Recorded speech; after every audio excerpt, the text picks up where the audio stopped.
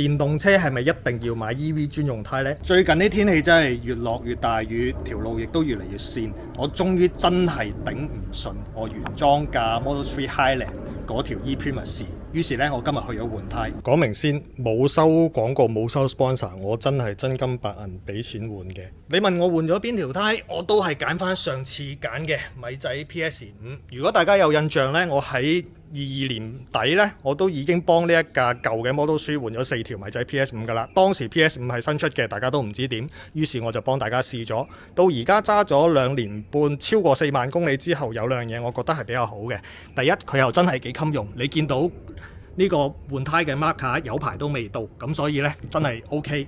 第二呢，就係佢濕地嘅 handling 的確非常之好，咁所以呢，我今次都係揀翻一模一樣嘅。如果你淨係想問我呢條胎好唔好用啊，有咩 comment 之類嘅，我會建議大家睇翻上高呢條片，我幾年前已經講過，到而家我基本上嘅 comment 都係一樣嘅。我反而想同大家探討一個話題，就係電動車係咪一定要買 EV 專用胎呢？我自己嘅個人立場呢，係覺得完全冇需要嘅。簡單嚟講，所有慳油慳電嘅胎，佢哋嘅 rolling resistance 都會比較低，即係話條胎本身就會比較跣。乾地還好，濕地嘅話，好似我之前嗰條米仔 ePrimacy 就係啦，電動車專用，但係呢所有嘅濕地啊、過彎啊，全部都響晒胎，仲會跣嘅添。咁你問我自己嘅立場就係，我寧願嘥5至7%嘅電，即係話冇慳到呢個電，但係買翻安全。